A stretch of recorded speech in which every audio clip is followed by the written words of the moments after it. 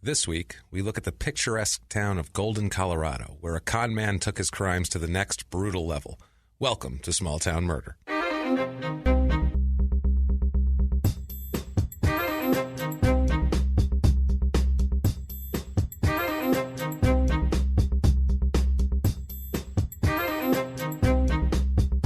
Everybody, and welcome back to Small Town Murder. Yay! Yay, yay. My name is James Pietragallo. I'm here with my co-host. I am Jimmy Whisman. We cannot thank you folks enough for joining us. And most of all, we can't thank you enough for your iTunes reviews this week. Wowza. Pushed us over 1,000, which is great. That's terrific. Please, if you haven't done it yet, or if you're just thinking, I don't feel like signing in, it takes 30 seconds. It takes way longer to prepare the show. Trust me. Yep. If you just get on there, you give us 5 stars, say anything you want.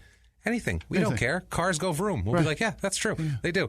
It's all good, but it just it helps monsters. Us. They do. That's right. It helps us on the business end like you wouldn't believe. Honestly, it puts you on the charts, and the higher you are in the charts, the more you get higher rates for your sponsors. The more important you are. It helps more than we can explain. Let's just say that. Yeah. But without further ado, we really have to push through this week because we are stuffing 10 pounds of murder in a 5-pound bag this week, man. I mean, I'm telling you guys, honestly, it is. Oh, that's adorable. It's true. It's a lot of murder. We got to buzz through the town stuff. Great. Can't mess with that too much because we are chock full of murder this week. Good. Before we get into this, good. Not for some people, Jesus, Jim. But before we get into that, the people that listen to this, the people it's that good listen for are them. going to love it. Yes, but the people who it happened to, I don't think are that excited about it. But you know what? That brings us to our disclaimer that we have to do every week. Just want to let everybody know this is a comedy program. Comedy sound like I was 100. It's a comedy program. This is comedy, Put you my guys. programs on. It's a comedy program. This is comedy stories. It is. So the stories are real. The research is real. Everything like that is facts are 100% true. We do our best to make sure that it is as accurate as can be. Yeah. But we do make jokes. It's a comedy podcast. That's the idea. It's dark stuff. And we try to get through it with some humor and try to lighten the mood a little bit. We never make jokes at the expense of the victims, at the expense of the victims' families. We're not monsters at all, nothing like that. So if you if you don't think that comedy and true crime ever belong together, you're a monster. This probably is not the show for you. And we shake hands and part ways. And also, say thank you for trying. Congratulations on your rosy, sunny life that you can get through everything. Congratulations on being perfect. Well, we're not. We're gonna talk about some murder. Flawed. So without further ado, I say let's get into this. What do you say? We're the only show that begs people not to listen beforehand. Please don't listen. Okay, here's our show. Let's start it out here. Somehow it's working. I don't understand it. This week we are in Golden, Colorado. So gorgeous. The beautiful town. Now, Jimmy, you are a Colorado native. I'm so from Colorado Springs. I'm going to lean on you for some Colorado knowledge here. I'm going to ask you Colorado questions if they're relevant. We're going to buzz through this here. It's in central Colorado, a little bit north central. Yeah. It's right by Denver. It's 20 right there outside of Denver. 20 miles outside of Denver, so it's like a suburb. But it seems like it's out on its own some. Yeah. It's not like, nestled in with 3 other towns, right? It seems like it's kind of out on the west side by itself. You got the brewery out there. It's beautiful. Yeah, it's only a 9 square mile town. Is that right? Is it that small? Very small town and area. It's up there, 5,675 feet. So if you're not from America, you might not understand. You might not know the Rocky Mountains. Yeah, Denver is considered the mile-high city. This is right outside of it. Zip code 80400, area code 303. It was founded, basically, it's a gold rush town. Right. They found gold around there when they were looking for gold, and they're like, well, let's have a city here. Good enough. They have gold here. I knew that one wasn't oil. That's not oil. No. It's I knew that for sure. Or, Lino Lakes with wild rice. This is a better find. This is beautiful. They have rice there. They do. I'd rather have gold, so this is probably better. It's established June 16th, 1859 is when they established Golden City is what they called it. Everything had a city back then. Right. Denver was Denver City. Was it really? Yeah, it was at first Denver City, which I think was actually a little to the west of Denver. I don't even know why they named it Denver. It wasn't John. Either. I know that. No, I don't think he had any say in it. That's absolutely not at all. It was named for Thomas L. Golden, who was an important kind of a businessman in the area. There was a bunch of other businessman prospector assholes. A guy there. named Golden lived in a town that was founded for the gold rush. That's amazing. Awesome. How perfect is that? That's amazing. Yeah, it was actually the first capital of the provincial territory. It was the original capital. It's the original capital. That's fascinating. First of the Kansas territory, because this was originally Kansas territory, and then once it became Colorado territory, it became the capital of that. and they moved it back and forth to Denver, to Denver City, I'm sorry. They moved it to Denver City and then moved it back and then moved it back again. They can't make up their goddamn like the mind. Fucking Raiders. Exactly. They lost a lot of their people going into the Civil War for, obvious reasons, you know what I mean? Once the Colorado Territory came in, it was the first official capital.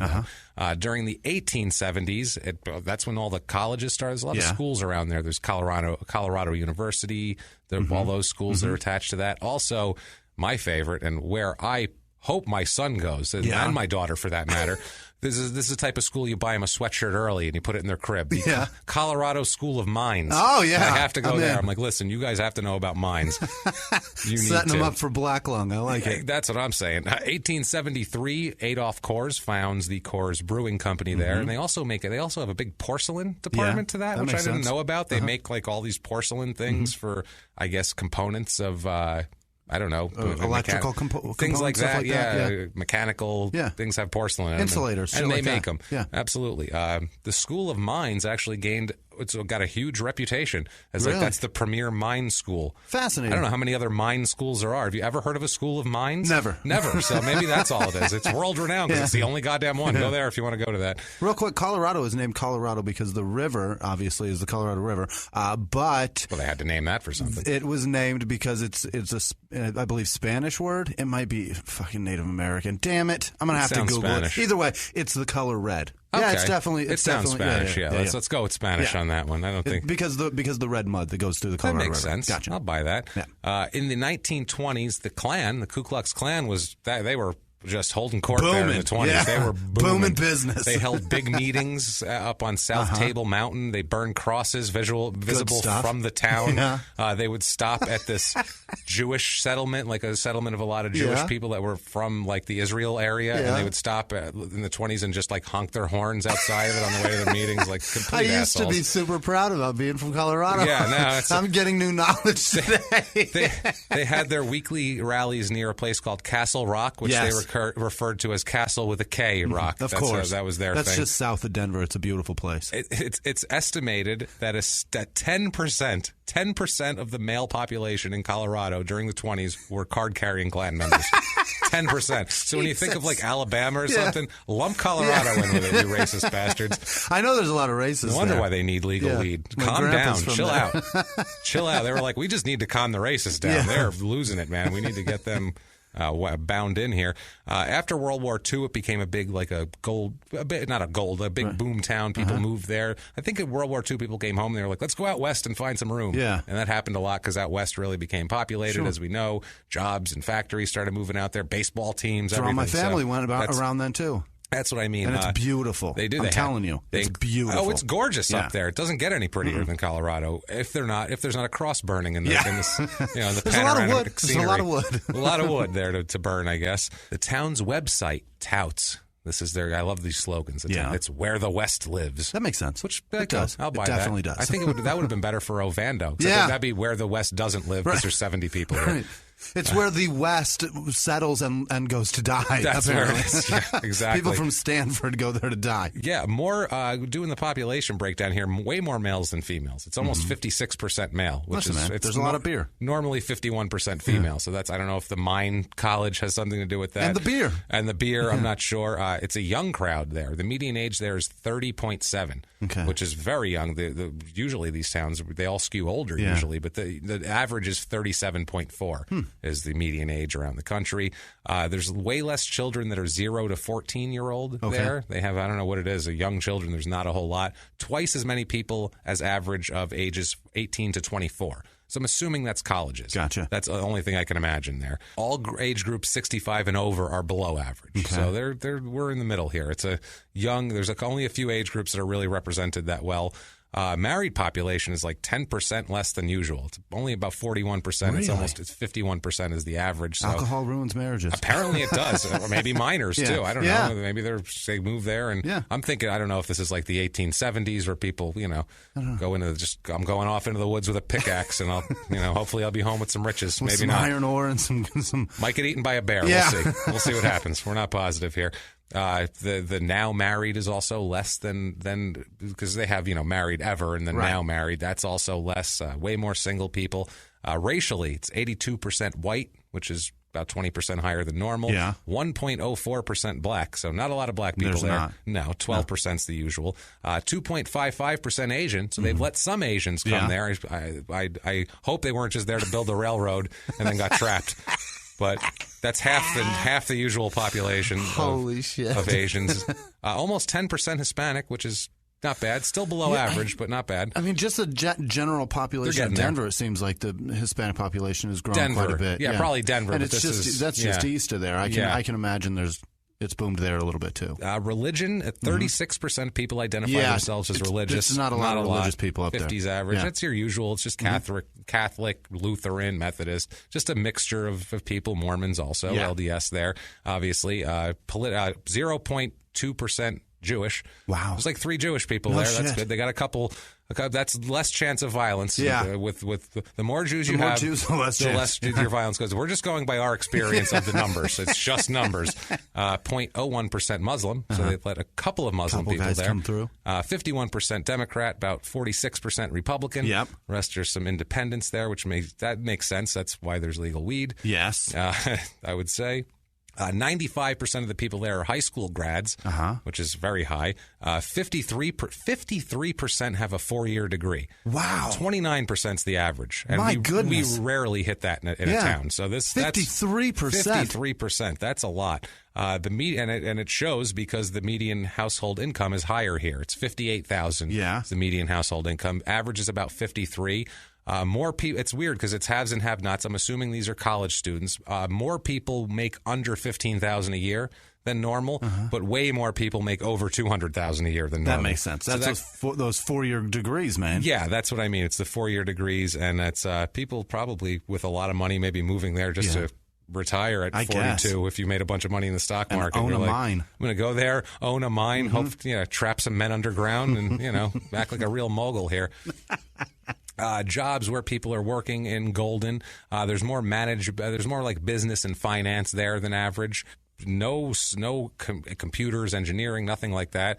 No community social services, no legal, no arts, no entertainment, nothing like that. Get all that shit in Denver. Nope, get it all in Denver. Healthcare, though, I don't know if all the hospitals are there for the whole area or what, but it's like 19% of the jobs are in healthcare practitioners and technology. It's miners. They need work after they retire. It's almost 4 times the average.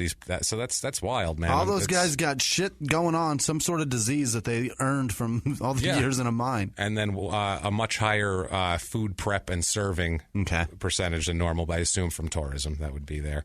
That makes sense. Cost of living there. You need to make a lot because it's expensive. Oh, I'm sure. We do 100 being the baseline for cost of living. Overall cost of living here is 148, which is high. Groceries are actually lower. Utilities, transportation are lower. Thank you, King Supers. Things are lower. Healthcare is right on the money, but housing is 249 of 100. So think about that. It is 2.5 times the average for housing. That is steep as shit. It is wild. It really is. The average 2-bedroom apartment here goes for $1,155 a month. My goodness. 1,027 is normal. We'll do the Golden real estate report real quick here. Like I said, the 2-bedroom apartment. I found a 2-bedroom, 1-bathroom house. It's 800 square feet. It is $379,000. Holy shit. Those are like outskirts L.A. prices. You know what I mean? That's like Queens expensive. That's super expensive. That's a lot. For 800 square feet, you're talking about $300,000. Yeah, well, here's 3-bedroom, 2-bath, 1,300 square feet is $512,000. That's not a huge house. That's like an average little house if you have 2 small kids or something. But they're beautiful. They're really cool nice, houses. And there's stuff to do outdoors, but holy shit, that's expensive. It really is. And as you get... You can't do anything outdoors because you got to work all day to pay for your mortgage. Pay for this, it's amazing. Things to do here. Things to do. Ton of hiking. Ton of mountain climbing. Of course, the brewery tour. But, guys, don't go to... Just do not go to Golden, Colorado, and just go on the brewery tour and go hiking and all that. What you really need to see is the Rocky Mountain Quilt Museum. Oh, no. Go to the Rocky Do they Mountain. really? They have a Rocky Mountain Quilt Museum, and it's in their top list of things to do. What the fuck would you? I don't know why. Why would you give a look shit? at that quilt. I can't believe that somebody sat around and said we need a museum for this shit. We have so many quilts. There's just so many, and they're from a long time ago. We have old quilts. Yeah. We have quilts made by famous people. Right. We got soot on these ones. So much They're so quilts. important. Jesus, let's wow. The crime rate. Let's get into crime. Fucking quilt museum. A quilt museum. But these people in our story today are going to wish they had spent more time at the quilt museum. The crime rate, our thing here, and then we'll get right into the crime, is property crime, burglary, robbery, theft is just below the national average, so pretty safe for that.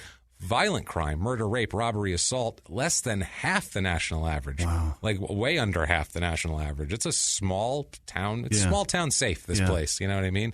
Nice little place. Now let's get into our people here that aren't so safe.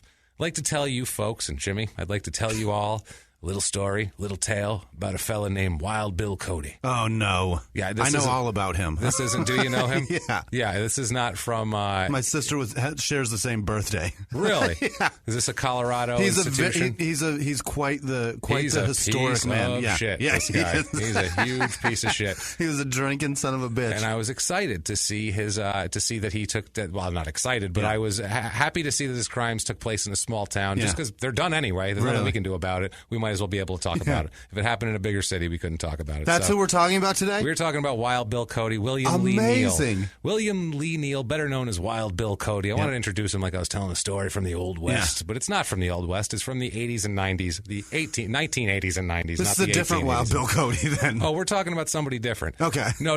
You're thinking about, what, an old cowboy or something? Yeah, no. He was in the circus and shit. This guy was still a piece of shit. No. This guy is much worse. All right. I like that he earned himself a nickname of somebody that's storied in Colorado. He didn't earn shit. He just called himself Wild Bill Cody. That's hilarious. He's a complete con man, this guy. Really? And a complete scumbag. Let's get right into him because oh my God, it's a pile of asshole. He's born on October 7th, 1955 in Belvoir, Virginia. Okay. He's the youngest of 5 children. Mm-hmm. He's got an older brother, 3 older sisters, so he's the baby, and his mom dotes on him, and he's the golden child of the family, that sort of thing. His father's a chief warrant officer in the Air Force. Neil here, we're going to call, I don't know, we'll call him Wild Bill. What the hell? Whatever. Old asshole Wild. Let's call him Dickhead Bill. This is the second guy that had a nickname. The other one, Animal. Animal, yeah. This one, he just made up a name because he thought it sounded like a cowboy. He's from Virginia. Later on, he dresses like a full cowboy in the 1800s. You're like, you're from Virginia, dude. Like, you're from Virginia. You've lived in Texas and Alaska. You're not a You drive cowboy. A car. Stop You drive a car, mister. Dickhead Bill here remembers his father as, quote, a good man and a disciplinarian. He said it was a very yes ma'am, no sir type of thing. You know, you get smacked around for talking back. Yeah. That sort of thing. Like an old school military style raising. Sure. About when Dickhead Bill here, I'm going to keep grabbing for what to call him. When Dickhead Bill was about 9, his dad retired. He said that's when things started to get a little off when he was about 12, Dickhead Bill, not his dad. His dad started drinking heavily and started using his belt on him more and beating him more and just being generally a meaner guy to the family. When he was 12. When Wild Bill was about 12 here, when Dickhead Bill. He loved his mom, said his mom was awesome. He called her, quote, the definition of love was my mother. Okay. She said she was beautiful, a gorgeous brunette, which is a little weird to say anyway, but... You know, somebody's got a weird boner for their mom. Yeah. He's got issues, this guy. Let's just say that. Said she was very devoted. Said that parents never fought. He grew up in what he called an all-American family. Right. Parents never fought. He said that one word from his mother was enough to let his dad know that, you know, that was enough. Yeah. And take it back, and he'd apologize, and, you know, it didn't take any shit. So just a nice couple. Said his father told him a lot. Don't steal, don't lie, do what's right, tell the truth. If you do something wrong, you better come to me before anyone else does. That decent sort of thing. Dad, Yeah, trying to raise him with some values. In 1965, they moved to San Antonio, Texas. Maybe that's That's where he got his. That's miserable. That's back a then place to too. get a shitty nickname. Now San Antonio's getting like to be a decent city. Right. Like back then, it was probably. It seems like it probably smelled like shit in 1965. I wasn't alive in 1965, and I definitely wasn't in San Antonio, so I don't know. But I'm just guessing. Could have been very East El Paso. I think so. Yeah, very East El. By the way, when we're driving to South by Southwest, quick story here. We're driving through El Paso, and Jimmy looks to the south.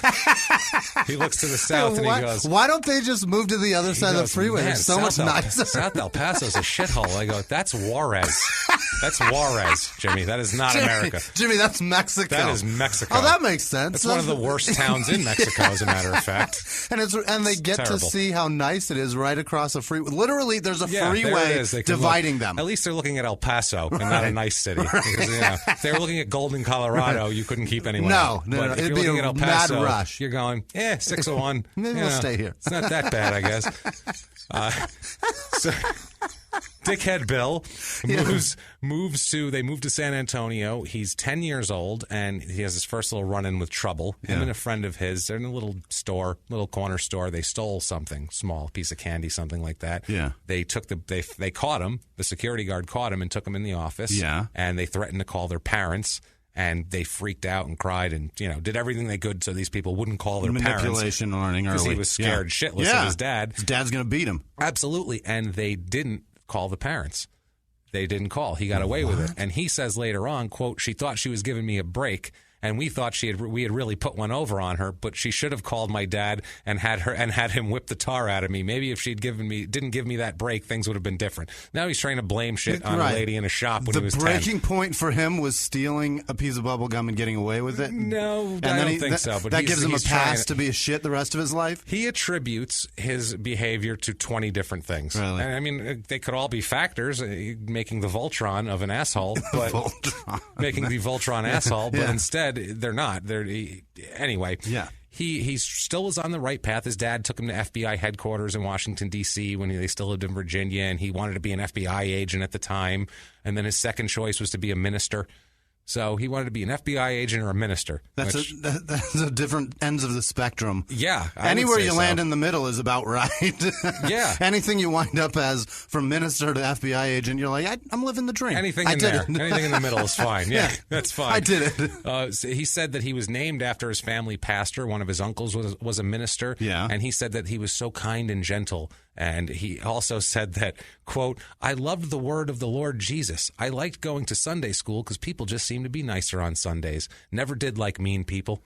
Everybody's nice on Sunday. Who does like mean people? It's such a weird statement. It's Sunday. Nobody fucking works. That's a great day. That's why they're of happy course to be they're off. happy. They're going home. The Broncos are on. No, they're not in Golden yet. They're in San Antonio. So hopefully the Spurs are on. They didn't have the Spurs yet there. Hopefully maybe the rodeo was on. I don't know what they're doing. There was no reason to be nice in San Antonio. None. Then. Just be angry. It's dirty. Also, this is another quote from him I have to give because it's asshole to the max here. Fantastic. He says, quote, "My sister told me there was a bad storm when I was born and that was the reason there was a light about me." Who are you, fucking powder? What are you talking about? He's acting. He has and now like a Jesus complex. Yeah, he now really I can does. make forks all stick together. What the fuck are you talking about? Unreal, man. Unbelievable. Father started beating him up around this time. Like I said, he started drinking heavily. Also, when he's 13 years old, he molested a young girl. Okay, now he's no passes for anything. He this already is not sucks. stealing candy. No. You've just molested a girl. Right there's why you're a piece of shit. Now sir. I don't like you. Right. Yeah, I didn't now care about suck. the other shit. Now you're a dickhead. He was 13, molested a young girl. No charges or anything. It was 1967 in San Antonio. I'm not sure what would be done about that. And he's a 13-year-old white kid. Yeah, they'd probably be like, well, kids. Right. And I don't think they knew how to deal with that back then the way they would now. Boys will be boys. What the fuck are you talking about? At this time, when he's 13, he says that he began a sexual relationship with an older married woman. Hell yeah. Which, I don't know, now that we've seen all these teachers in action, that might be true. Because this is something that older people look for. I like how everybody says that's disgusting, but... No, when I was 13, I wouldn't have been disgusted with it at all. I wouldn't have given two shits. No, well, I would have given a lot of shits. Yeah, I would have been happy, but not that we're saying that's okay. It's not or anything okay. Like that. I don't want anybody touching my kids, but it's I don't want I know my head when I was 13, and I would have put it in anything that. So I don't want my 13-year-old son banging away at some 30-year-old married chick. No, I definitely don't want. I'm not going to tell him that he's an asshole if he tells me he did it willingly. Yeah. I'm not going to call him a dick for doing it himself. I'm going to be like, that's fucking incredible, dude. You're figuring it out. He basically said that she did it to get back at her husband, basically, for something. And I'm going to get back at my husband and molest a child? That's not... I don't know if that was... Yeah, I don't know if he would be jealous of that, or if he would be just, what the hell's wrong with you? What the fuck? Are you sick? She was looking for a divorce. She called things off after about 6 months, and he was kind of, devastated by that sort of a thing. He tried getting back. Break up the marriage? He tried getting back with her years later, actually, too, which we'll get into here. She's like, no, you're too old. No. He said he didn't want anything to do with her. Anyway, we'll get into that in a moment. But he says that he became more distant from his family, not as cheerful after that. He says, quote, I knew I couldn't be a minister or an FBI agent, not after what I had done. And he claims of doing a lot, more than what we absolutely know about. Okay. He claims even more. He claims to have been sexually abused in his teens by a church elder. At that point, maybe that got him off the minister road here. I don't know. That could have happened. I don't know. He molested a young girl early. By my count, he's great for ministry. Yeah, that's perfect. Yeah, no shit. He's right on the path. Yeah. They're like, that's perfect. They had a recruiter out, and they're like, listen, we've been keeping an eye on you. We like your outside jumper. You've done real great, kid. That. Yeah. Unreal, man. You're 40 times impeccable. So also at this point, he starts a little bit of animal abuse. He kills a cat with a fork in front of his brother to prove a point. What the fuck point? This is not the last time. Later on, because we're not going to have time to get into it. Later on, he also killed a girlfriend's cat with some nunchucks and killed a puppy by punching it to death. My goodness. So yeah, he's not a great guy. He's resourceful. He finds forks and nunchucks. Forks, nunchucks, his fists, anything he can. Started getting an anger with his sisters at this point. His sisters would do things that he claimed, and later on they actually admitted to their mother on her deathbed that they actually did this. They would do things to themselves and then say that he did it to get him in trouble. What? And they thought it was, I don't know if they had some sadistic, sick hilarious. That's way terrible. They like to do. Yeah, they would like choke themselves and pinch themselves and do things like that, and have one would hit each other and then have the other one hit each other and then be like, he came in and did it. And then he said they would stand back and laugh at him while his father beat the shit out of him with a belt. What a couple of sadistic bitches. Absolutely. So this made him... this didn't help his disposition. Let's just that'll say. Make you loathe women. That and a bunch of other things. And there's got to be something wrong with him too. I mean, that's not enough to make you loathe women. I had an aunt that she was only 9 years older than us, and she used to tie us up with bandanas and pretend she was some demonic character. And I don't hate women at all. I'm fine. It was fine. Yeah, know? But she didn't pinch herself and then have her dad knock the living shit out of you for it. No, but my grandmother would smack me if I told on her. All right. So get the hell out of here in her Italian accent and smack me. What am I going to do about it? Okay, never mind. It's a bandana, you pussy. Yeah, that's what she did, basically. She's like, I hid from Nazis. Get out of here. Okay, sorry. Never mind. That's hilarious. It's a tough one, man. Now, his father also would, he said, embarrass him in public. He'd take him to bars and like just insult him in front of his friends. What? In front of his dad's friends. His friend, they would just take turns picking on the kid. Oh, that's so weird. Which is really weird. The whole time, though, her mother made it clear that he was her favorite, which is what I think the sisters resented in him, was that he was, he was the favorite, and he's the baby, and they're like, let's get the baby, get the shit beat out of him. He joins the Army in 1972 at age 17. Try to get some of this aggression out. This might not be a bad idea. He claims he was raped by a sergeant in the Army. So I don't know if he's just a magnet for everywhere he goes, the adults that he's trusting are ruining him. Which, this is a thing, and this is a true psychological thing. Anybody that's studied any kind of abuse or anything like that knows this.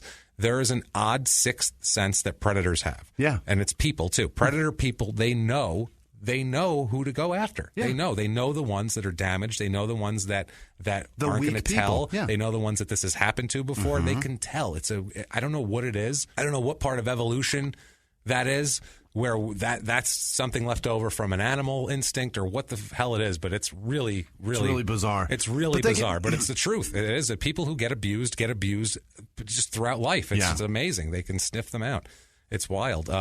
He gets out of the Army and he goes back to the married woman. Okay. Or she comes to him, basically, and he said, "Oh, you had me as a boy, now you can have me as a man." Right. Is what he told her, which is creepy as shit. Yeah. And basically, he said she got too clingy and he couldn't deal with it. What a and he took off. Yeah.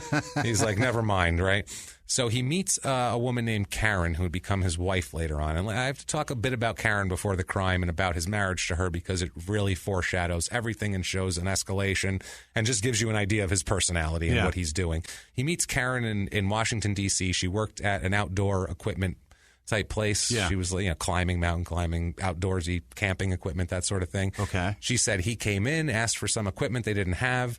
She was smitten with him right away. He was a very good-looking guy when he was younger. A good talker, long blonde hair, which in the 80s was okay. Yeah. Long blonde hair, blue eyes. He's only 5'8". He's not a tall guy or anything like that, but he's charming and he's handsome back then. 5'8" ain't that short, you dick. No, you'd love to be 5'8". You would love to be 5'8", I understand. I am 5'8". What I mean is you are not 5'8". I'm 5'8", I swear to God. With your shoes on, baby. So, right, exactly. I look really small, I look 5'8", trust me. So, yeah, he just laid it on her, though. She liked him. He took off. She told him another store that might carry it where he could go. And she got off of work, got in her car, and drove to that store to see if she could meet him there. That's how, she was really into it. She was into him, and she caught him. He was coming off the bus, and she was like, I would have given you a ride. Why'd you come here? Blah, blah, blah. And basically, he came back the next day, and he was wearing a suit and tie and was all dressed up and done up and trimmed and proper.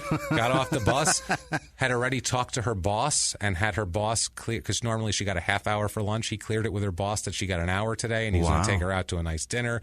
And he had a bunch of money, and he took her out to a fancy meal. Yeah. He always has money and clothes and connections that are completely unexplained. Weird. That we'd have no idea why or how he does this. He's an amazing con man. Manipulative con man. This guy makes Ted Bundy look like a so-so kind of con man. Like, he really does. It's incredible. What you cast, you goofy pussy. Yeah, that's what I mean. He could just talk people into it. He didn't have to just trick them like that. At least Ted Bundy had a car, though. Yeah. And her parents liked him at first, too. Her parents were like, good. She was like a drinker, and she'd smoke weed and shit like that. And he was pretty straight edge. He didn't smoke weed. He wasn't a big drinker at the time, and they liked that. They were like, yeah, here's a nice clean cut young man. Yeah. Plus he's a con man. He comes across really well. I'm sure every girl he's ever went out with, their mother and father liked him. Right. Just one of those things. Yeah, so it was one of those things. He just always had money, and she didn't understand why. They dated on and off, and he would just disappear for months at a time and not talk to her, and then he'd come back, and she'd take him back. Really? But this is throughout everything. He just disappears for months at a time. I can't get out of my house for 10 minutes without constant text. No, well, he knows he's a predator, and he knows who to go after. Gotcha. And this girl, for some reason, I don't know what it is, but she falls for this. He also, too, he lies to her a ton. Oh, yeah. He lies to her a ton. He tells her that he was a member of the Green Berets when he wasn't. He was just in the Army. Tells her that he was on the Alaskan Mountain Rescue Team and showed him pictures of himself in snowshoes. Like, that's supposed to prove ought to it. do it. There you go. Said he owned an alarm system company called Neil Tech. God, he even had a name for it. Oh, yeah, he said they installed some of the White House security systems. Like, that's how high level it was. I mean, he was just whatever. He told her how sensitive he was to his family, and he loved kids, and blah, blah, blah. And he would romance her. You'd bring her flowers and champagne and big extravagant dinners. Jesus. And like, he was really... He's a con man, and he's doing well. She said he could fit into any crowd, walk in anywhere, and be whatever he wanted to be. Jesus. That's what she said. He was at home either in the woods or at a fancy gathering wearing an expensive suit and having an expensive haircut. That's a hell of a dating profile. Either one. That's not bad. Yeah, as a dating profile, it's not bad. It sounds awesome. Until you get into the murder, right? Which will be coming soon here. But there was some warning signs. He had some quirks, like they'd be walking down the sidewalk, or they'd be in a mall or something, just walking around anywhere where people gather. And Dickhead Bill would see a woman in like a short skirt or a tight sweater, and apparently he would mutter under his breath "slut" and "whore" and things like that. He'd be like, "Slut, whore." And Jimmy's kidding, by the way, just so you know, because we will get tweets like, "Why is Jimmy a misogynist? He's not a misogynist. He's fucking kidding." Joking. The comments, they're always like under his breath, so she could hear, but the women couldn't. But like every time he would do it constantly. He'd go back, she would tell him to stop. He would stop for a minute, and then a week later he'd be slut, whore, bitch. He would be saying things. He's got a problem with women. We'll say here. One night, this is sick. This is he does this several times. He likes to test these women, and he's a manipulative lunatic. Yeah. He's a sociopath and a psychopath, I guess. I don't know the exact definition of it, but it doesn't matter. I do know him. I just don't know him off the top of my head. Yeah. One night, he takes Karen, his wife here, to a romantic lodge out in the mountains for a getaway. He even got her some weed, because he knew she liked it. He didn't smoke it, but he got her some Coke. Yeah. And, had that for her, champagne. It was going to be a nice night. Everything's going nice. The fire's going. And then That's a very thoughtful man. He got her weed and Coke. And Coke. He's like, I know you like it, but he's trying to prime her for something is what he's doing. He's not being thoughtful at all. This is for his own. Everything he does is for his own uses. That's his bath bomb and his wine. Absolutely. A phone rings. He said something quick and hangs up. He explained to her that who is there is a friend of his who's in the room next door. Okay. He wants his friend to come over and have sex with them. Oh, God. Basically, he's saying, let's have a threesome with two guys. Oh, let's do this. The devil's threesome? Good The devil's, fuck. yeah. Karen said no. She said, I don't want anybody else. Yeah. I just want, I don't want to be a cock kebab. Thank you. I don't. No, thank I'm you. fine with one person here.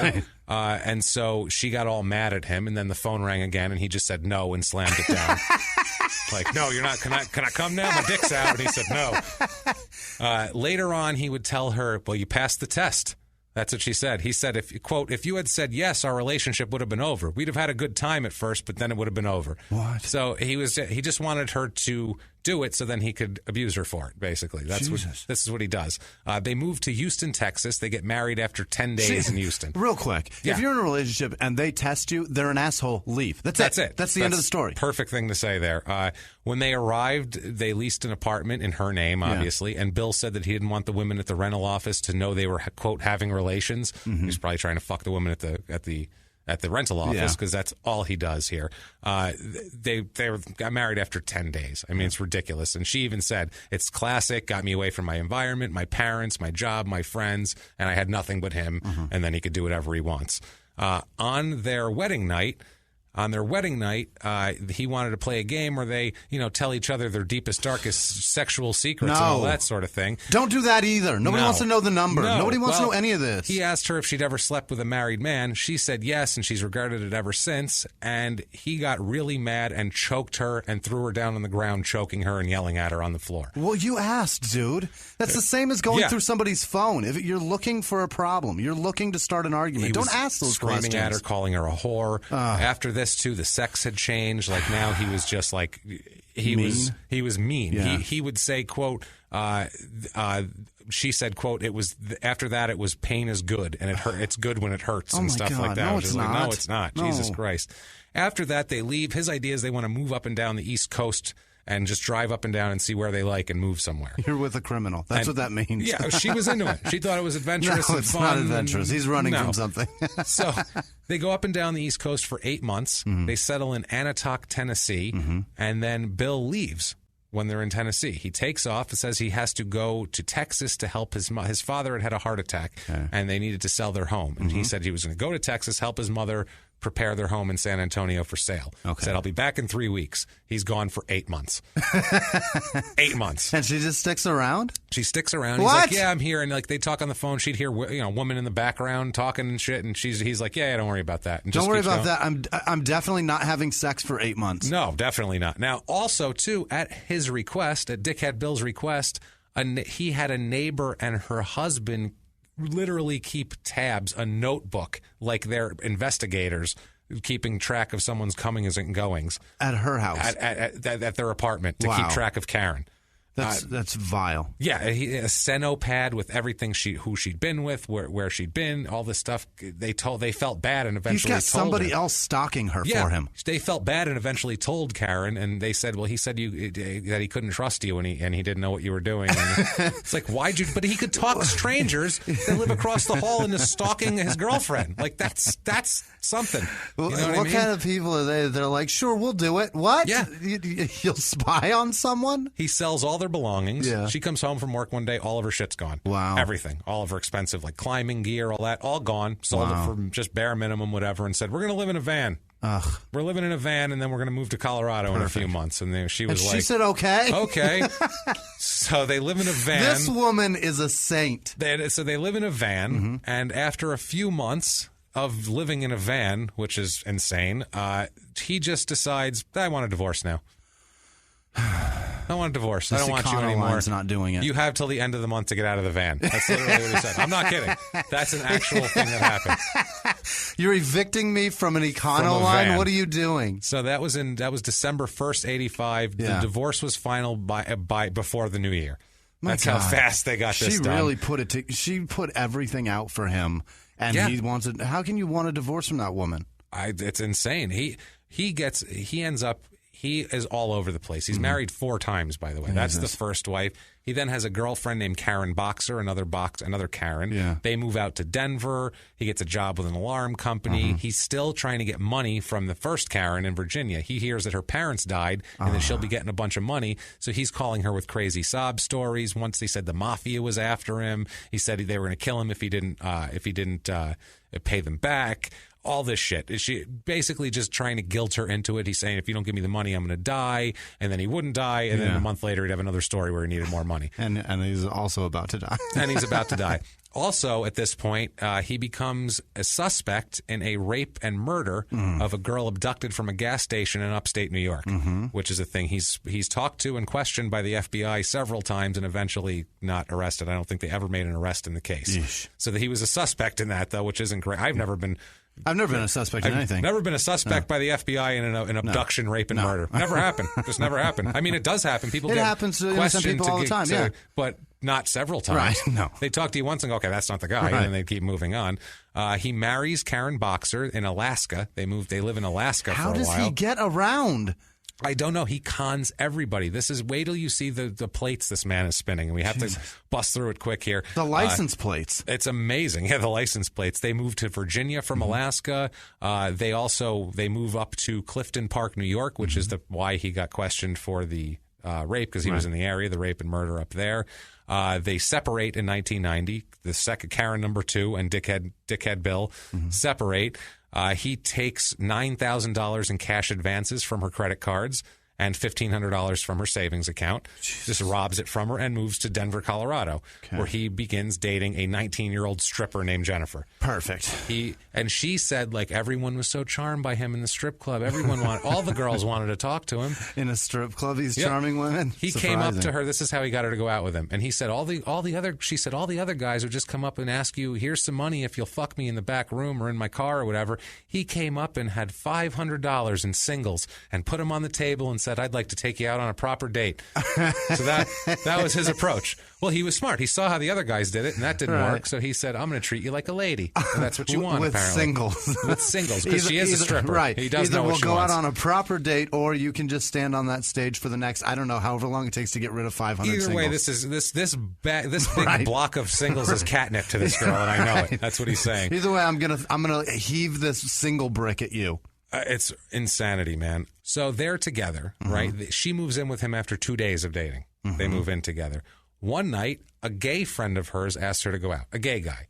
So she knows she's not allowed to go out with women or with other men or anything like that. But she figured a gay dude would be fine. Right. You know what I mean? Of course. It's no big deal. He's clearly not trying to fuck her. Yeah, but when she got home, Dickhead Bill had packed up all of her stuff in 2 garbage bags and was kicking her out. And also, by the way, she just found out she was pregnant. She's 19 years old, an ex-stripper, pregnant with this asshole's baby, and all of her shit in a garbage bag. God.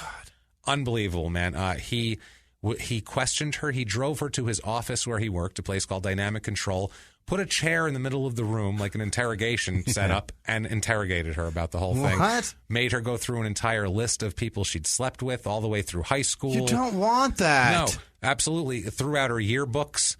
Things like that, would yell at her, don't you know this hurts me? And say shit like that. He's opening the yearbook and just pointing, what about this guy? That's literally what he's doing. He threw him out because he couldn't take it anymore. And she was terrified, this poor girl, but it's the worst game of Guess Who ever. It's the worst. It really is. So he's being such an asshole that she's got to marry him, obviously, because she's pregnant and scared at 19. No. Oh, she's pregnant, scared at 19. And if she was a stripper at 19, too, no offense. I know some girls just do it for some extra money. Yeah. A lot of them do it because they've had issues in the past and terrible upbringings and things like that. And they're comfortable with their clothes off in front of disgusting middle-aged men because they had that issue happen to them when they were younger, which is sad as fuck. At least his dick isn't out, is what they're thinking the whole time. Absolutely. At least I'm in control of this. If I say one word, a big giant guy will come over and throw this fucking guy out. So that's what it is, too. So they have a daughter on July 24th, 1993. He wasn't there. She called him when she went into labor, and he said, "God damn it, I'm working," and hung up on her. So he was at work. He showed up at 10 o'clock that night. This was from like 9 in the morning. And she still hadn't delivered yet. They were still going whatever, and so he just went to a bar. And he didn't come back the rest of the night. Next morning, he came and picked them up from the hospital and took them home. That was it. I had 2 opportunities to do that, and I didn't do it. Yeah. Awful. Took her to a swingers club. Oh, my God. Where she was uncomfortable, and he had, blindfolded her and said that, "Oh, no, it's just me and you," and had some other guy have sex with her, and she freaked out in the middle of it, and, that caused a big thing with her. That's not gentlemanly at all. It was horrible. Yeah. Jennifer started telling her sister about it because they had a baby, like I said, the baby girl, and she said the baby girl always loved tub time. And then one night, Dickhead Bill was watching her, and the next day, the baby wouldn't get in the tub without screaming and crying. And so she was worried that he was molesting the baby as well. It's ridiculous. So I hate finally, those words together. It's horrific. So finally, May 95, Jennifer and the baby leave Dickhead Bill. Yeah. Thank God. Yeah. Right around that time, his mother dies of cancer. Then also, too, they get divorced here. He and Jennifer get divorced, and he has no contact with the baby after that. Of course Does not give a shit. Why would he? Meets a woman named Rebecca Holberton. Okay. This is he's been divorced 4 times already. This woman here. Rebecca, he meets her at a party. He moves in with her into a condo. They live together for 2 years. While they're living together, he steals about $60,000 from her. Jesus. Yeah. Neil, at this point here, after the divorce and when they first get married, he's unemployed. He's $51,000 in debt, and he's stealing money from this woman. He's stealing money from Rebecca, and she finds out about it. She knows he's stealing money, and she's making plans to kick him out of the house and get the hell away from this guy, basically, because he's no good. He's not doing anything, and he's stealing all her money. Right. During this time, he meets another woman named Candace Walters that he's also carrying on a relationship with and stealing money from her also. Of course. Obviously. He's trying, the Walters woman, she tries to find out about him, tries to find out anything. He said he had homes in Las Vegas and Denver, but never gave the address or anything like that. He took a bunch of money from her, thousands of dollars. She made him sign a promissory note for the money and threatened to expose him to his girlfriend and even the police if he doesn't pay her back. Like, she was trying to strong-arm this guy. The way the prosecutor put it, rather than being exposed for the person he really was, he came up with a plan. Oh, no. And his plan is, on June 30th, June 30th, 1998, he does a little shopping in the morning. Okay. He buys lava soap, 4 eye bolts, which are bolts, nylon rope, duct tape, and also a 7.5-pound splitting maul. Oh, God. You know what a splitting maul is? It's an axe that has a flat side on the back, not a double-sided axe. One axe, it's for splitting wood. Right. So he gets one of those also. You can hammer the back through shit or... Yeah. Right. Yeah, and the condo he was sharing with Holberton, they were doing renovations. The carpeting had all been removed from the hallways, and there was butcher paper covering all the windows and glass in the house because they were painting and doing all sorts of shit like that. Now, Neil returns home from his shopping trip. He places a chair in the middle of the living room, which we know is a bad sign. Yeah. And he invites Rebecca into the room. And then he plays some Huey Lewis in the News, like American Psycho, because that's what he hit him with too. This is more like less American Psycho, more Reservoir Dogs type of thing here. This is rough here. He tells her, she comes into the room, she's wearing a bathrobe. He tells her that he'd been telling her, I have a surprise for you. Yeah. And he had said that, and she thought she meant he's going to repay him because he'd been lying to everyone saying that he had a settlement that he just won for $52 million. What? And he had all this money coming in, he's paying everybody back, and he's going to buy everybody houses, and everything's perfect and happy, right? He doesn't know how much $52 million goes. That doesn't go, no. You can't buy all of the people that you owe money to. Houses. You probably can. That's you just won't have anything left. You won't have a lot left. But he's saying, these couple people here, he's saying, so she comes in thinking she's going to get the money. He had her that morning write out checks for more than $55,000 to pay back her creditors, saying, you'll have the money in there, don't worry about it. And then he calls her in the room and says, sit down, I have a surprise for you. So she's like, oh, my money's coming, this is great. In his words, he said that she was filled with joy and happiness. Yeah. He opens a bottle of champagne to celebrate. Holberton's, she's getting out of debt. Windfall. This is going to be great. He puts a briefcase on her lap and says, put your hands on it, saying that, this is where the money is, basically. Right. And she's very excited. He does it. He covers her head with a blanket so she couldn't see, like making it like it's a big surprise. Oh, my God. And then he takes the maul and he hits her from behind several times with the back part of the maul, the hammer part of the maul, several times, brought the weapon down, the prosecutor said, quote, with such force that it completely caved in the back of her skull, sending skull fragments into her brain and gouging out a 2-inch piece of skull that went flying across the room. Holy shit. Yes, absolutely fucking brutal. That's not the worst thing he did to her then. He then wrapped her like a mummy in plastic and put her against the wall, okay? That's not it, okay? Now, the day after he killed her, he goes to Candace Walters. This is the woman we discussed before who was threatening him. She was working as a bartender on the Sheraton. He told her the same bullshit. He told her he was a hitman for the mob and all this. He had all these stories. I'm a black belt. I'm a hitman. He's just full of shit, basically. Everything except for I'm a piece of shit, which is what he really is. He said that he was a hitman, and there was an old mob guy that he was supposed to kill once, but didn't kill the guy, so now the guy died and left him all his money in his will. That's where he's getting $52 million from. He's good at this. He's good at this. He said that he's going to get custody of his daughter now. He paid off his ex-wife to get custody of his daughter. Everything's great. He's going to pay her back. And he told her, Candace, that she would, quote, be paid handsomely for maintaining her silence about his former, everything. Right, his hitman Because I'm a hitman. I don't need everybody knowing that. He was going to give her $100,000, and they were going to fly to Vegas. He said he had a brand new Toyota 4Runner for her. He's going to buy her a house. He's got a giant thing. This whole big bullshit. It's $2.5 million is what he said he was going to have waiting for him there to do all this. Even showed her pictures of houses, saying, this is my house in Vegas. It's a giant mansion. Isn't it beautiful? Shows up, picks her up, takes her to his townhouse, the one that we were just visiting. Right. He said that the 4Runner had been delivered, but she went in the door, and because everything was covered, she couldn't see everything, and apparently didn't see the blood everywhere, didn't see the spatter, didn't even see the black plastic wrapped dead body just feet from her. Has her sit in the chair in the middle of the room. She's wearing a white sundress, just waiting for her surprise. She didn't want to be covered with the blanket because she said she didn't want her hair messed up for the trip.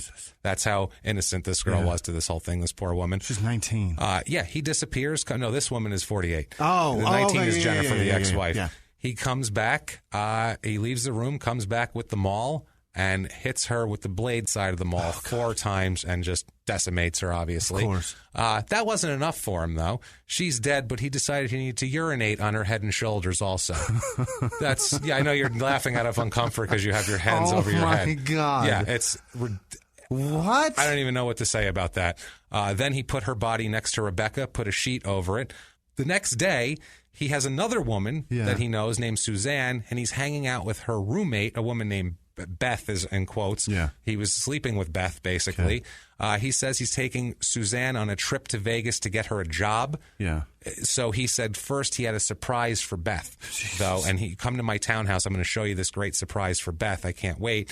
Pulls into the garage, shuts the garage door. She said that, quote, he explained it would be more or less like a dress rehearsal, that he wanted me to be blindfolded and he wanted to put duct tape around my mouth because that's how he was going to bring Beth in the house to see her surprise. You don't need duct tape over your mouth for a surprise. Blindfold is one thing. That's plenty. That can be fun. Right. But not duct tape. That's not fun anymore. I don't need you to talk. She said he just seemed very excited, and he was all excited, had her take off her glasses, put the bath towel around her eyes, and for a blindfold, did the whole thing. He put duct tape over her mouth, everything, right? Takes her through the garage, leads her inside.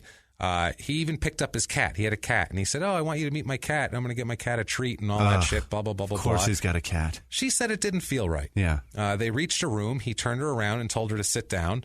The seat was, pushed her all the way down. She realized she was sitting on a mattress, not a chair at that point. The mattress is on the floor? Yes. There's no bed frame. There's no bed frame, and then he ties her up. Oh, my God. Ties her up. She's spread eagle on her back. This is a great surprise. Up. Yeah, this is horrible. She says that she's crying, saying I don't want to be tied up and all that sort of thing. She said he opened up her blouse, cut off her bra, and cut off her pants and underwear with a knife. Horrible, right? So she's tied up and blindfolded, and he takes the blindfold off of her, and he had put something on her stomach and said, "Look at that," and it was a piece of human skull. He just wanted to show it to her. just to say, look what I got there. Look what I got there. That's literally what it was. And then covered her back up again and warned that if she screamed, he would kill her. Okay. So at this point, she's tied up. He goes to get somebody else. What? He's bringing somebody else into the scenario. A woman named Angela Feet is now Feet is into the mix here, a 28-year-old woman. He brings her in to show her a surprise, which he had been telling her he's getting all this money, he's going to help her. She thought it was a new house for her, which is insane. The surprise is a naked woman tied up? Yeah, so he's going to get her, but before he does that, he is tormenting this woman. She's tied up. Suzanne, he showed her the skull. Yep. He then goes over to the bodies, lifted up the blanket on the bodies and held up a leg. Oh, my God. And said things like that. And he was kicking the bodies like, hey, look at this. Like he was just showing her how little human life meant to him. Yeah. Obviously, she thought she was going to die at this point. Of course. He tapes her mouth closed again. She said he fondled her a bit, but said that there wasn't any time for that right now because he's got other things to do. She could hear people upstairs coming in. So he covers her head to toe in a blanket and leaves the room because there's other people there. So she's tied up. She has the blanket on. She can hear whispering. Yeah. And then she hears duct tape being pulled off the roll. Oh, God. And she hears Neil say, "Can you get out of that?" And that's how she's hearing this, like basically exactly what happened to her. She's hearing it again. She hears a woman answer him. Oh my God! So she knows there's another person being tied up. She knows it's it's Angela Feet. Right. She hears the voice. She knows that. Trust her? Yeah, it's unreal. He ties Angela up. Angela looks over at Suzanne and says, "We're not getting out of here alive, are we?" Mm-hmm. And Neil just kept ignoring. He was talking, like having a conversation about like the weather and shit like that. It's unreal. Gave Suzanne a drag of her cigarette, stuff like that. So you want a drag of the cigarette? So they're just like sitting here in this weird holding pattern. Yeah. He gets Suzanne tied up again, has her bound, has the whole deal. He has Angie sitting in a plastic patio chair next to the mattress, as the Angela woman here. She doesn't, Suzanne can't see her exactly. She's kind of behind her peripheral vision here. And then she does see is Neil with the maul raised above him. And she said she saw him hit Angie. Oh my and God. She said that she heard Angie bleed out on the floor. My God. Like she heard blood pouring out and that sort of thing. So then there are now 3 dead women in the room. Yes. 3 dead women and an alive one. So he forces her to perform oral sex on him, and he rapes her. Yes. Obviously. Of course. He's with her the whole day. Jesus. He takes her back to her apartment where her roommate is one of his girlfriends, Beth. He says that he's going to tell Beth everything, and he's going to tell her what happened. Tell her what? Tell her there's 3 dead chicks and you just raped me? That's what she's going to, that's what he's saying. She's like, cool, that's what we'll do. Yeah. So he takes her over there. Yeah. He tells them not to do anything. He actually leaves the apartment, leaves them there alone. He's so trusting. First, he took all their phones. Yeah. He took all the phones out of the house, leaves the house. Suzanne said she was trying to scramble and get her things to leave, and he came back. He allowed them to call one of their male friends to come over. Yeah. And met him at the door with a gun in his face and said, "Get in here, and if you leave, it's going to be bad for them, basically." And so he came in. He ended up leaving and trusting that they wouldn't say anything. Suzanne tells Beth everything that happened. Of course. So they call 911 because they're not stupid. Right. And they end up finding the bodies, and they end up, obviously, they know who did it. They find Neil, and they arrest Neil, and he is 100%. How did they call the police? Beth had a cell phone hidden somewhere. All right. Beth had a cell phone, and Beth had to call and also the guy who came over also had a cell phone. Oh, thank God. He left all 3 of them in the apartment together, trusting that they would be fine. Apparently, he figured he had such a hold over these people that it was fine. He goes to court for this. First of all, he confesses first to a news reporter for 2 hours, and then gives a 7.5-hour detailed confession to police about the whole thing. He also confesses to killing 500 people, he said, which they don't believe at all. They think this is all, or there might be other people. Who knows, because he disappears for months. Who knows? This is what I mean when you hear about these interstate killings and stuff. Who knows how many bodies are laying on the roadside? We have no goddamn idea. He decides he's going to plead guilty. right away. He says he sure as hell did do it. He decides also, because this is a big murder trial, and so you want a lawyer with the most experience, who's got more experience than Dickhead Bill himself. Not a lawyer at all. He chose to represent himself. He's going to represent himself. He tells the judge he's guilty without a doubt. Yeah. During the trial process, because he represented himself, he gets special considerations in jail, extra hours in the library. He gets a VCR and a TV so he can watch the tape of his confession. He's allowed to keep all sorts of writing materials and things that the other prisoners aren't allowed to have. He's allowed to have a cell phone that he can call 10 minutes a day on to call his witnesses, like he says, but instead what he's calling is his girlfriend in Arizona. What? He's got a new girlfriend in Arizona who's like a trust fund baby, and she says that there's lies are in the press and it's all bullshit, and she is supporting him. He's got her all manipulated up too. Yeah, he has a wedding band on at one point before the sentencing and the trial start. He's got a wedding band on, and he's mad because he called a store to ask about some wedding thing, and they didn't treat him right. Wow. So he was all pissed off and complaining to the press about that I'm in here for triple murder and rape, and I'm not being treated like a valuable customer. I don't like it. They said they will not make my cake. Yeah. He says that he's fighting with his defense counsel more than the prosecution because they don't want him to. They don't want him they want him to pull his plea back and all this sort of thing. So anyway, he doesn't. He's found guilty because he pled guilty. Yeah. On September 20th, 1999, he represents himself before a panel that will decide whether he's getting the death penalty or not. That's what I was going to say. This is a bad idea in Colorado. You don't do that in Colorado. It's his job to present the mitigating factors, and he doesn't find many because, he tries to say that he was abused as a child and sexual abuse and stuff like that, but no, sorry, not going to fly. Excuse, no. What you did was horrible. He's trying to compare himself to another guy who got let off, who had like a horrific childhood where his mother burned him with cigarettes and his father raped him when he was 5 and all this type of shit. Like, that's not the same upbringing, dude. Like, they took mercy on that guy because he was really screwed up. You're just a scumbag. Right. You're bitching in the press because a cake maker won't chop up the wife figurine on top of the cake. Yeah, exactly. He's got money in jail. Yeah. By the way, his new girlfriend was from Phoenix, and she would go up there to see him. Haircuts cost $6. He would pay in cash and leave the rest of the 20 as he'd give a 20 and say, keep the rest. How as does a he tip. have so much? She's giving him money. Wow. She's putting money in his She's thing. putting so much in there he can spend 20 on a haircut. Yeah. He says in court that he's a changed man and, Jesus, and I want to live, he says, so I can zealously serve Jesus in prison. Boy. Blah, blah, blah, blah, blah, all that bullshit.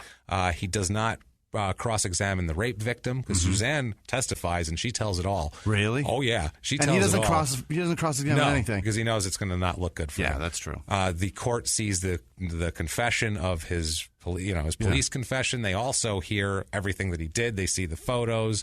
They sentence him to death. Good. Death penalty for each woman killed. Wow. Is what he gets. So 3 death penalties for whatever that's worth. It really is. It's hard to shake, except in 2003, February of 2003, the Colorado Supreme Court rules that the Colorado's use of a 3-judge panel for the penalty phase was not constitutional, and they commute his sentence to life in prison. Without, though, right? Without the possibility of parole. Right. He's in life in prison. Okay. And that is it. He's there. Thank God. Done. Dickhead Bill Cody can go and... I hate that he chose that nickname because Wild Bill Cody was like, he's a big deal in Colorado. Granted, I'm sure he was a piece of shit, but yeah, no, I don't know if he was this big of a piece of shit. There was this no guy's TMZ or Wikipedia back then. If you want to maybe get a hold of Dickhead Bill Cody, you can. Oh, no. You can get a hold of this asshole. If you want to write him, call him an asshole. I don't care. He is prisoner number, his prisoner ID is 10384. Address is CDOC/CSP. P.O. Box 777, Canyon City, Colorado, zip code 81215. He has a prisoner pal profile saying, let's see here. He said that I am very open-minded and easygoing and young at heart. And I open minds. Yeah, I enjoy new things, and it seems laughing at myself more is one of them. Wow. What an asshole. He's laughing at yourself. You're a fucking murderer. Canyon City is beautiful, by the way. The area around it, that's where they put the prison. Not where he is. That's where they put the prison? I doubt his cell is pretty. No, I hope it's fucking terrible, and I hope it's hot. And guys, there's so much more that he did. Like this would I know you guys don't like two-parters. Right. Everyone bitches about the two-parters. This one could go so long. We could have gone 3 parts because there's so much here. We could have done 3 parts. We could have really gotten into all of the scams he pulled and all of the shit he pulled on all these other women, but it was horrible enough. And if you like what you heard, or you did not heard the story, but if you like I hated the story and I loved your telling. I'm proud of this one. Please get on iTunes. Give us 5 stars. Give us 5 stars. You know, clouds are fluffy. We don't care. It doesn't matter. Cars go vroom. If that is not enough for you, if you need to dig deeper, never make our wedding cake. Yes. If you need to dig deeper and reward me for having nightmares for the last 2 nights after researching this, you can get on patreon.com/crimeinsports, which is the name of our other podcast, which you should also be listening to. All that money goes to us, and you can drop us a donation. If you want to do just a one-time quick donation, you can go to PayPal. Our PayPal there is crimeinsports@gmail.com. Also, you can follow us on Twitter at Murder Small. On Facebook, it's Small Town Pod. Yep. And here are some people that were so nice to us this week. This week was fucking incredible, truly. I can't tell you how amazing it was. The list, just strap in because this is going to be fast. Sarah Paling, Susan with no last name, you know who you are. Lowell Johnson in Oklahoma, he upped his donation. Woodrow Lemke, I think it's Lemke, it might be Lemke. I hope it's Lemke because Lemke is terrible. Yes. Jacques Kennedy, K, she didn't give a name, just K or he. I don't know. Right. Gretchen Schwartz, Jason Fuller, he's been listening for over a year, and he just signed up. Amber Christopherson, Caroline Hill, maybe, Tom Carmick, Audrey Young, David Lenker, Susie Q, Maria Macklin, Casey Josh, Katie Garland. Katie Garland Noble, she upped her donation. Heather Rylander also upped her donation. Monch Sanga from fucking England, he signed up. James Pagachnik, Be Kind Callie. I don't know what that is. I'm assuming that's a name of an organization of some sort. I don't know. Amanda Gibson, Amy, she upped her donation. Amy, Ammie. I don't know. Oh, yeah. Cool. I forget her last name. Amy Keller. Keller. I was going to say, it's with a K. Got I know it. it's a You K. betcha. Danielle Nashimi, Jason Davis, Mary Zellers, Hattie Jennings, Colin Cameron. He's a real estate agent in Pennsylvania. So if you're in Gettysburg or I think it's Gettysburg, or somewhere near there. You find the man and buy a house from him. Phil Cantwell, Elizabeth Freeman, Leah with no first or no last name, Taylor Hunsaker, whatever. Doesn't matter.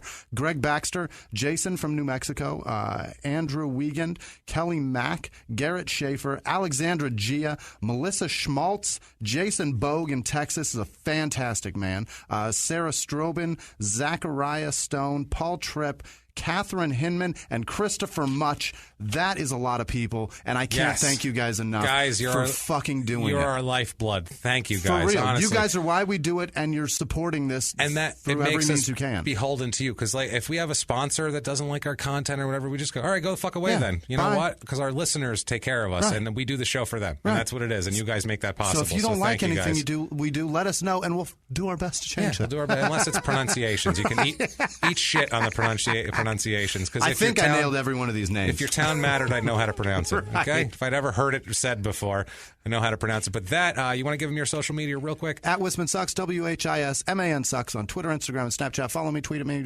fucking be involved because we love it. Yeah, it's good. And I am at Jimmy P is funny. You can reach me there. Do whatever you want. Get real creative and try to spell my last name, or just copy and paste it from the show description if you want to be smart about it. But that is our show, guys. Wow, it was a wild one. Fucking crazy. Oof.